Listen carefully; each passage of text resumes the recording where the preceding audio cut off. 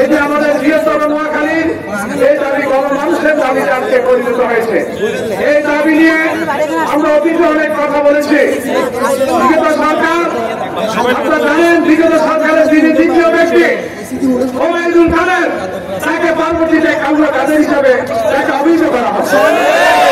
এখানে তার মতো একটা নেতৃত্ব থাকার পরও আমাদের এই দাবিটি পূরণ হয়নি। এটা আমাদের অঞ্চলের জন্য অত্যন্ত দুঃখের। আমরা মনে করি রাজনৈতিক নেতৃত্ব ছাড়া কোন দাবি পূরণ করা একটু কষ্টসাধ্য। ইনশাআল্লাহ আগামী ফেব্রুয়ারির মধ্যে নির্বাচন হবে। সেই নির্বাচনে ইনশাআল্লাহ নোয়াখালী আমরা চাই যারা নেতৃত্ব নেবে জাতীয় পর্যায়ে তাদের সহযোগিতা নিয়ে এবং সকল শ্রেণী পেশার মানুষের সহযোগিতা নিয়ে আমরা ইনশাআল্লাহ এই দাবি বাস্তবায়ন না পর্যন্ত আমরা ইনশাআল্লাহ ঘর ছেড়ে ঘর থেকে ঘরে পৌঁছবো না, ঘর যাবো না।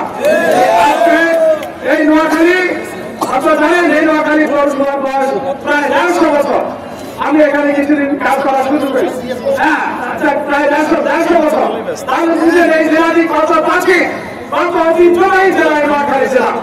নোয়াখালী বাংলাদেশের শিক্ষাঙ্গনে, বাংলাদেশের অর্থনীতিতে, বাংলাদেশের ক্রীড়াঙ্গনে, বাংলাদেশের সংস্কৃতিতে, বাংলাদেশের রেমিটেন্সে আমি মনে করি এই বৃহত্তর নোয়াখালীবাসীর যে অবদান, সেটা আমি মনে করি এটা এই অবদান বাংলাদেশের কোনো জেলা নেই। তাই আমি মনে করি আমাদের এই দাবিগুলো প্রত্যেক ন্যায্য।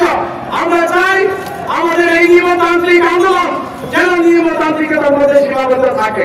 যদি আমাদের দাবিকে উপেক্ষা করা হয়, নোয়াখালীর ভিতরে নোয়াখালী গণমানুষকে অসম্মান করা হয়, আমরা আজকে বলে দিতে চাই আমাদের দাবি কিন্তু আর নিয়মতান্ত্রিকতার মধ্যে সীমাবদ্ধ থাকবে না।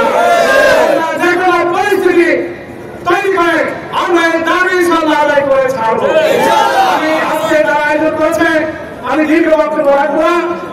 আয়োজনকারীকে ধন্যবাদ জানাচ্ছি এবং আমরা সকল শ্রেণী পেশার মানুষকে আমাদের এই আন্দোলনে আমাদের শরীর করতে হবে এবং ইনশাআল্লাহ আমরা জেলা প্রশাসনের মাধ্যমে সরকারের কাছে আমরা নোয়াখালী জেলা বিএনপির পক্ষ থেকে এবং আমাদের ব্যক্তিগত পক্ষ থেকে এবং আমাদের অন্যান্য অনেক রাজনৈতিক সংগঠন এখানে আছে, আমরা সকলে আমি মনে করি আগামী দিনে ঐক্যবদ্ধ হবে আমাদের এই দাবিকে আরো আওয়াজ তুলতে হবে যেন আমাদের এই আমরা আওয়াজের মধ্য দিয়ে আমাদের সরকারের প্রণামে এবং প্রশাসনের প্রণামে এবং আমাদের দাবিকে আমরা অতি শীঘ্রই যেন পূরণ করতে পারি এই প্রত্যাশা ব্যক্ত করে আমি আন্দোলন সহিংসতার দিকে যেন আমাদেরকে না যেতে হয়, আমাদেরকে যেন সহিংস আন্দোলন না করতে হয়, সেদিকে আপনারা আমাদেরকে সহায়তা করে অতি শীঘ্রই আমাদের নোয়াখালীকে বিভাগ ঘোষণা করার উদাত্ত আহ্বান জানিয়ে বিদায় নিতে হবে।